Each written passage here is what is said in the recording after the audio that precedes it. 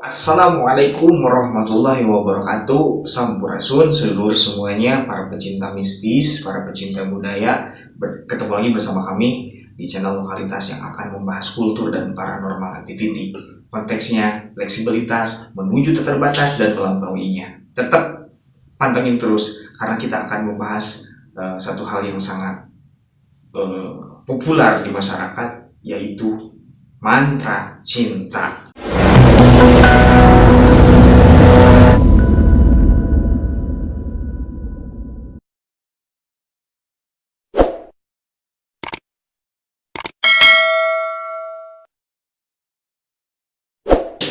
Oke guys, kali ini saya Elang bersama Kang Deden akan membahas dan mengorek sedikit-sedikit perihal masalah mantra cinta.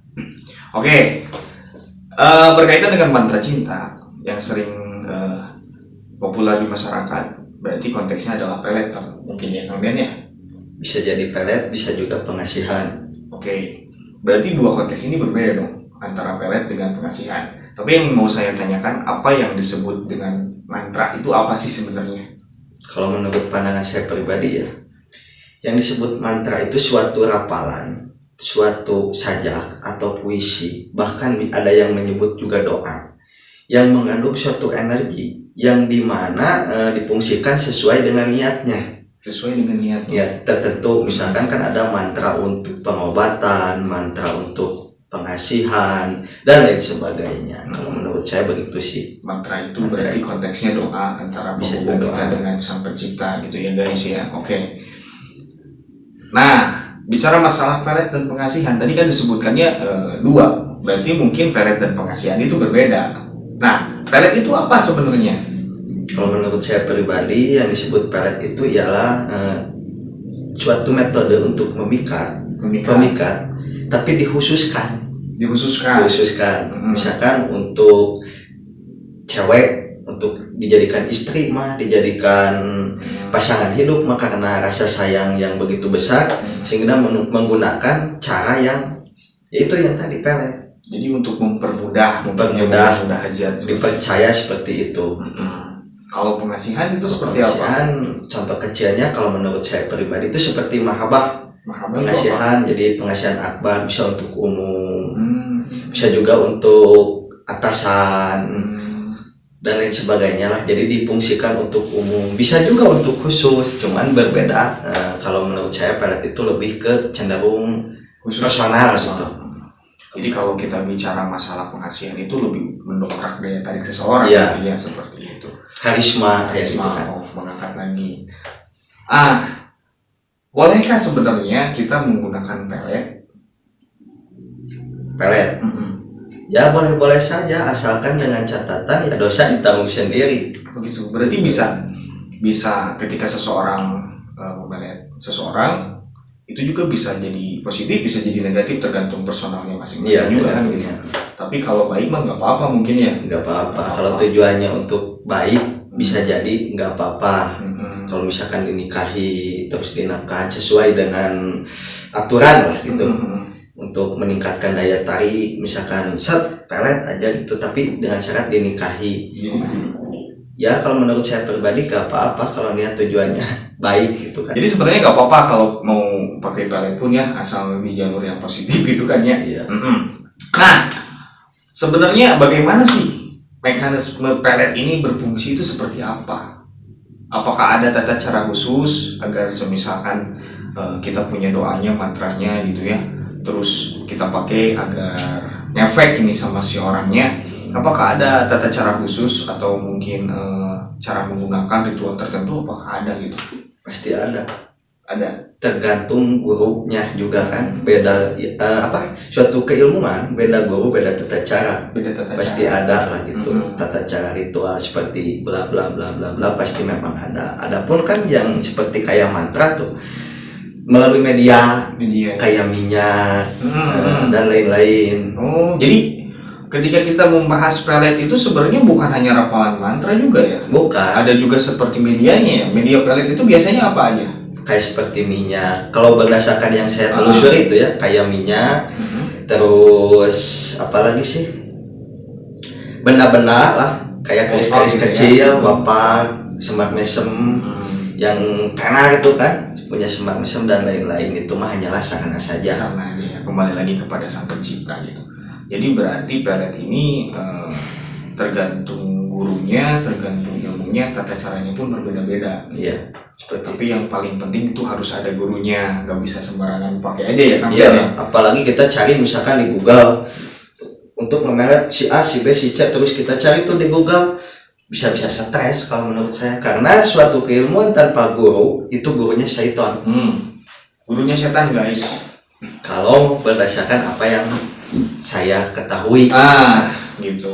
Nah, berarti kita bahas itu yang positifnya. Yang negatifnya, ketika orang kena pelet itu bisa dilihat dari apa sih?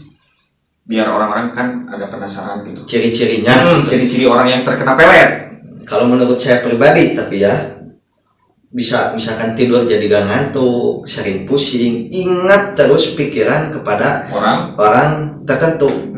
Contohnya misalkan Gilang gitu ya, Kang Elang kan melet seseorang, pasti efeknya kan si cewek yang dipelet itu selalu ingat, terngiang-ngiang karena tumbuhlah rasa cinta itu dari si cewek tersebut. Mekanismenya sering pusing, yang paling parah itu bisa nafsu. Kesurupan bisa nggak kira-kira? Kesurupan ya tergantung juga sih, tapi berdasarkan yang saya ketahui belum sampai ke sana gitu. Itu guys, jadi kalau ketika ada satu rasa yang bukan dari dalam, kayak kita nggak suka sama orang ini tapi dipaksa untuk suka, entah itu tiba-tiba masuk ke dalam mimpi gitu ya, padahal kita nggak pernah suka, kemungkinan bisa jadi ya dia juga kena efek dari pelet tersebut gitu kan. Bisa jadi. Ini bicara pelet ya, bukan melet yang ini. Kecuali pelet ikan itu kan. Kalau pelet ikan mah 10.000. Ini pelet yang ilmu ya, ini pelet yang khusus, bukan yang melet gitu-gitu. Oh gitu ya.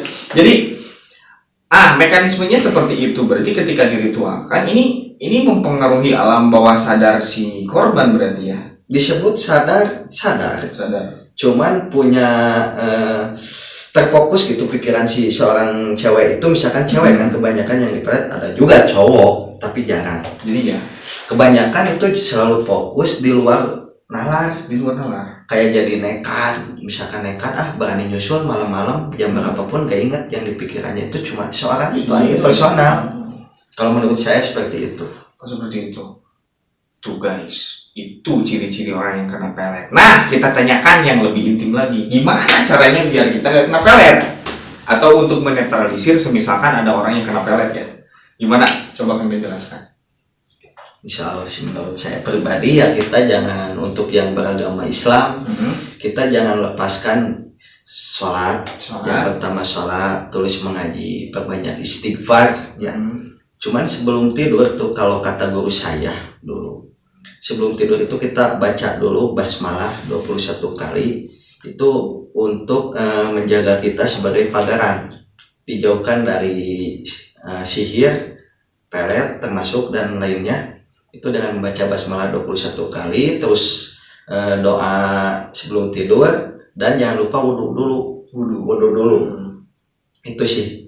Ada juga yang menyebutkan, salah satu guru saya juga dari Ajengan gitu ya dulu, kita diwajibkan membaca qul 3 kali, Al-Ikhlas, istighfar 3 kali, ya, sholawat Ibrahimiyah 3 kali yang disolat itu, yang terakhir kita baca subhanallah walhamdulillah wala ilaha illallah wallahu akbar la haula wala quwata illa billahil aliyyil azim 3 kali. Setiap mau tidur, mau pagi ataupun malam pun gitu. Setiap mau tidur. Oke. Berarti kita harus lebih meningkatkan keimanan kita kepada Allah Subhanahu wa taala. Gitu kan ya. Tadi bicara pelet disangkut pautkan dengan sihir. Nah, berarti mungkin konteksnya pelet itu ada yang positif, ada yang negatif. Ada yang jalur kanan, jalur kiri, gitu kan ya, Kang? Bisa jadi. Nah, kalau yang jalur kanan itu seperti apa? Kenapa orang selalu mengidentikan ada ilmu hitam dan ilmu putih? Kalau menurut Kang Dede seperti apa itu? Kalau menurut saya, ngopi. Saya lupa lagi ngopi. Pahami dulu lah, saya juga kan masih belajar ya. Apa yang disebut ilmu? Mungkin kesana lah. Iya. Ilmu itu kalau menurut saya itu cek bahasa Sunda mah kanyahok itu kan. Mm-mm. Pengetahuan Pengetahuan. yang disebut ilmu. Lantas adanya ilmu warna hitam dan warna putih itu dari mana? Mungkin negatif dan positif, Mm-mm. tapi tidak selamanya yang hitam itu negatif, yang putih itu positif. Benar. Saya setuju itu karena kita ambil garis benang merah. Kain kafan putih itu menakutkan, tapi kiswah kabah hitam itu menyenangkan. Nah, seperti itu. Contoh kecil lah. Apakah bisa kita menarik suatu mahabbah, Mm-mm. ya, pengasihan halayak umum ataupun khusus Yes. dengan Al-Quran? Bisa. Mungkin sebagian praktisi al-hikmah ada juga yang menggunakan dari ayat-ayat Allah, Oh, ya. tapi ada juga yang dari mantra. Mm-mm. Saya balik nanya aja lah ke Kang Ela. Kalau ada suatu mantra, tapi tujuannya untuk mengobati, apakah itu bisa disebut negatif? Padahal mantra loh, gak ada kalimat-kalimatnya gitu. Kalau ya kembali lagi kepada personalnya masing-masing. Kalau kitanya berbuat baik ya jadi satu kebaikan ya. Suatu amalan. Suatu amalan. Karena konteksnya kalau kita ngejar-ngejar pahala, siapa yang tahu pahala gitu kan, itu Ya. urusan Tuhan Yang Maha Esa. Yang penting kita jadi manusia yang bermanfaat bagi nusa, bangsa, Agama, Agama, negara, dan negara. lain-lain. Sekarang saya balik nanya ya, berdasarkan menurut Kang Elan, pelet itu seperti apa mekanismenya? Pelet Pelet. itu oke. Kalau menurut saya ya ini mau fleksibel, namanya keilmuan itu ya fleksibel, silakan mungkin teman-teman juga mau menafsirkan apapun bebas. Tapi kalau menurut saya pelet itu seperti rapalan doa dan mantra karena sering digunakan, dibaca, ditirakati, itu kan menghasilkan sebuah energi. Nah, ketika energi itu dikirimkan, biasanya mempengaruhi orang-orang yang alam bawah sadarnya tinggi. Contoh orang-orang yang banyak ngelamun, orang yang kurang kesadaran spiritualnya, dan orang-orang yang sering berandai-andai, itu mudah untuk dipelet biasanya karena alam bawah sadarnya lebih tinggi gitu. Jadi untuk lebih berhati-hati lagi dalam bersikap lah, karena biasanya orang melet itu gara-gara sakit hati Kang Ben ya. Iya. Gitu guys, kalau menurut saya. Nah, teman-teman kalau mau sharing lagi silakan di komen aja di bawah ya. Kita mau mengusung tema fleksibilitas yang sangat tinggi gitu guys, gitu tah. Nah, bicara mantra, bicara pelet, bicara pengasihan, apakah ada yang akan Kang Deden ijazahkan sama teman-teman nih biar istilahnya karismanya bertambah gitu ya? Ini sebagai penghubung doa aja gitu sama Tuhan Yang Maha Esa, biar bisa dibuktikan sama teman-teman kita ya yang dimanapun adanya. Karena ya gitu, kita bicara masalah gaib. Gaib itu bukan yang nggak ada, gaib itu ada, cuma tak kasat mata, tapi bisa dibuktikan. Tetap konteksnya bisa dibuktikan ya. Nah, apakah ada cara istilahnya amalan-amalan yang mau Kang Deden ijazahkan yang bisa mendongkrak lagi istilahnya daya tarik si persona kita Untuk meningkatkan kepercayaan. meningkatkan Seperti itu lah. kepercayaan diri. Kalau amalan sih saya juga sebenarnya masih belajar ya kan, Iya. istilahnya. Cuman berdasarkan pengalaman saya itu perbanyak sholawat. Seperti saya aja pribadi yang pengalaman saya gitu kan, perbanyak sholawat fatih. Kalau saya mah ijazah itu dari guru, itu sholawat fatih bisa membuka semua kasab, bisa tergantung sesuai dengan niat kita. Sesuai dengan niat. Sholawat, karena kalau sholawat itu kan diwajibkan ya, apalagi kita yang seorang muslim yang mempunyai keimanan kepada agamanya gitu kan, kepada Islam khususnya, kita perbanyak sholawat aja. Karena sholawat itu mau dibaca berapapun tergantung niat. Insya Allah itu apa yang kita cita-citakan akan terlaksana dengan catatan kembali lagi kepada keyakinan kita. Oke, Keyakinan kepada keyakinan kita. Nah, mungkin ada juga teman-teman nih yang di rumah dimanapun adanya yang saya punya nih ilmu pelet, saya nih punya jimat pelet, mungkin bukan sebagai media ya, sarana pelet nih kayak minyak, jimat ataupun hafalan mantra. Setelah saya baca, setelah saya gunakan, kok nggak kerasa sama badan saya. Itu kenapa tuh? Biasanya kenapa itu terjadi? Saya balik nanya lagi, dapatnya dari mana? Gitu kan. Berarti harus jelas sumbernya ketika Harus kita jelas punya satu sumbernya. amalan, ketika saya punya satu pegangan, itu harus juga jelas. Harus jelas sanadnya. Harus jelas sanadnya. Ketika kalau misalkan kita beli saran, maaf ya, kita kan bicara ketemu misalkan sama paranormal harus dimahar ini, harus dimahar itu. Ketika dimahar, kita dapat barangnya, katanya harus digini, dan ternyata nggak ada efeknya. Itu kenapa, Kang Dek? Kalau menurut saya itu ada dua. Ada dua. Apa? Bisa jadi penipuan. Penipuan. Bisa jadi penipuan. Oke. Yang kedua ya mungkin kembali lagi kepada kitanya. Saran saya mah jangan dijadikan andalan. Kalau yang namanya jimat dan lain sebagainya, media itu hanya dijadikan sababiyah, asbab ya. Kita kembalikan lagi kepada Sang Pencipta. Sang Pencipta yang Maha Itu kan? Iya. Karena mau apapun di dunia ini saya yakin gitu, tidak ada yang kebetulan dan tidak ada hal suatu yang akan terjadi tanpa izin dari Allah Subhanahu wa Ta'ala. Ah, itu guys. Jadi kemungkinan bisa jadi tata cara kita menggunakannya salah, atau mungkin gak jelas sanadnya, mungkinnya ada juga mungkin ketipu. Mohon maaf gitu. Jadi ada juga kan istilahnya kita pakainya itu setengah hati kan. Setengah hati. Oh, maksudnya setengah hati itu gak yakin? Gak yakin. Intinya kalau dari awalnya gak yakin, saran saya jangan. Oh gitu. Jadi sebenarnya mekanisme pelet itu seberapa persen mempengaruhi kehidupan kita dalam istilahnya untuk menunjang, bukan pelet aja ya, pengasihan juga gitu kan, untuk menunjang karismatik kita itu seberapa persen sebenarnya di kehidupan ini kalau kita ambil garis benang 100% kesadaran kita? Kalau menurut saya 50-50 kan. 50-50. Kenapa demikian? Karena istilahnya contoh suatu media ataupun suatu mantra ataupun ilmu pelet apapun lah, kembali lagi kepada kitanya. Kalau kitanya setengah hati seperti yang tadi aja gitu kan. Karena kopi dulu. Ya. Dia nggak tegang. Dia 50-50 lah kalau menurut saya. Ada juga ini hebat. Saya juga pernah dulu kan, ini cerita pengalaman lah ya. Ada tuh ya praktisi, mohon maaf sebelumnya bukan saya menjelek-jelekan praktisi. Suatu benda tuh digunakan untuk sarana tertentu, media tertentu. Tatkala digunakan bahkan gak ada efeknya, tapi energinya ada gitu. Tapi nggak ada efek. Kenapa bisa nggak ada efeknya? Ya kembali lagi mungkin ke kitanya itu, kembali lagi lah keyakinannya mungkin pun. Bahkan saya juga pernah ini percaya gitu, semakin dipercaya itu malah semakin gak fungsi gitu. Semakin gak fungsi. Mungkin niatnya juga udah salah gitu ya. Ini sebagai sarana asbab ini satu keajaiban lah. Laksananya seperti kita lapar mesti makan kan gitu ya, makan dulu baru kenyang gitu. Jadi tata caranya yang harus diperhatikan lagi gitu ya. Intinya beda guru, beda tata cara.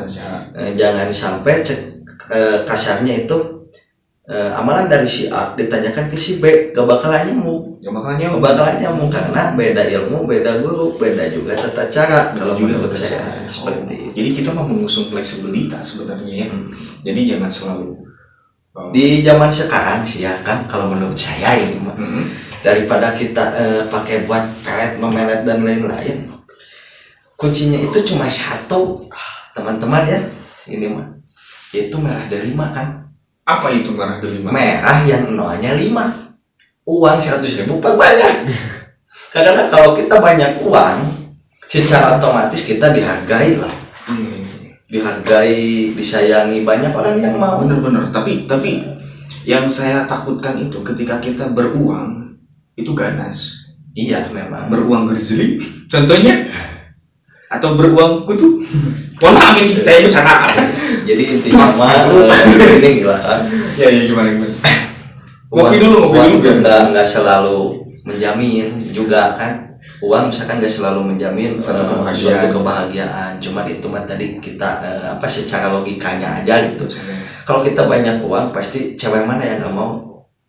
Intinya kita kerja keras, benahi, usaha yang benar. Iya, kembali lagi kepada 50-50 itu ya. Dari saya bilang 50-50 itu karena kita harus ada ikhtiarnya juga kan. Iya gitu. Gak balance ya. Maksudnya kalau misalkan kita hanya ngarepin satu media, silakan. Satu media agar seseorang jatuh cinta kepada kita, tapi kitanya nggak ngajak komunikasi, kitanya diem-diem baik. Apakah itu bakalan berfungsi? Tentu mungkin sedikit berkurang ya. Sedikit kurang. Gitu guys. Jadi kembali lagi kepada mengusung tema fleksibilitas. Anda mau menggunakan pelet silahkan, Anda mau menggunakan pengasihan silahkan, Anda mau menggunakan media silahkan, asal digarisbawahi itu adalah sebagai asbab, wasilah, sababiyah, penghubung kita, memudahkan kita ya. Karena yang mensunyatakannya itu Tuhan yang Maha Esa ya, itu kan, benar nggak? Oke. Tapi itu juga menurut saya pribadi dan mungkin menurut Kang Elang. Kalau misalkan ada pembabaran yang lebih, mohon maaf kepada guru-guru semua, apalagi kepada sesama praktisi, mungkin bisa mengasih yang lebih itu berdasarkan pengalamannya, bisa komentar ataupun bagaimana lah gitu. Saya di sini juga berdua bukan bermaksud untuk mengajari, bukan bermaksud melebihi praktisi-praktisi ataupun guru-guru gitu. Saya hanya menyampaikan apa yang sudah saya rasakan dan saya ketahui gitu aja kan. Iya. Jadi mohon maaf kalau saya ada kesalahan. Ada salah-salah. Ini kan pendapat kita ya. Nah teman-teman kalau mau sharing pengalaman teman-teman masalah media pelet atau doa-doa pelet atau pernah berguru, bisa di komen di bawah, mungkin kita tuker pikiran ya. Kita fleksibel aja, ilmu mah udah luas ya. Iya, ilmu mah luas, jadi kita juga enggak selalu teman-teman harus mengikuti apa yang kita utarakan. Enggak juga kan. Kalau pendapat itu banyak gitu kan. Yang penting kita saran saya mah jangan sekali-sekali menggunakan pelet untuk merusak seperti ingin merusak sesuatu gitu. Jangan disebutin lah gitu. Ya contohnya kita kan pelet pengen nggak boleh itu ya, mengentul. Iya seperti itu. Jadinya jadi penjahat kelabur. Gitu guys. Nah, kan bicara keilmuan ya, walaupun doanya sama nih, biasanya tata caranya berbeda. Bener kan ya?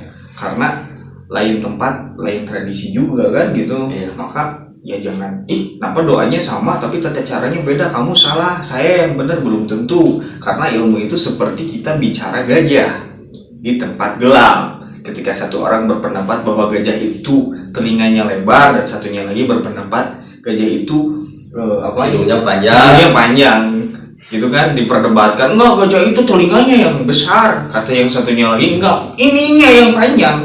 Padahal yang dibahas itu sama-sama gajah. Jadi intinya adalah beda tata cara, walaupun tujuannya sama, nggak apa-apa ya gitu. Maka teman-teman praktisi dimanapun adanya, yuk kita sama-sama bangun channel ini sampai tuntas menuju tak terbatas dan melampauinya. Oke teman-teman, siapa tahu ada yang mau bertanya, silahkan bisa komen. Iya, atau mau dibahas apa lagi di pembahasan selanjutnya, silahkan bisa di komen. Dan jangan lupa like, subscribe, share ya, sebanyak-banyaknya. Nanti insya Allah kita akan memberikan doa yang terbaik buat teman-teman ya. Pantengin terus channel Lokalitas Etnik dan Paranormal Activity. Rahayu Sagung Dumadi Sampurasun. Assalamualaikum warahmatullahi wabarakatuh.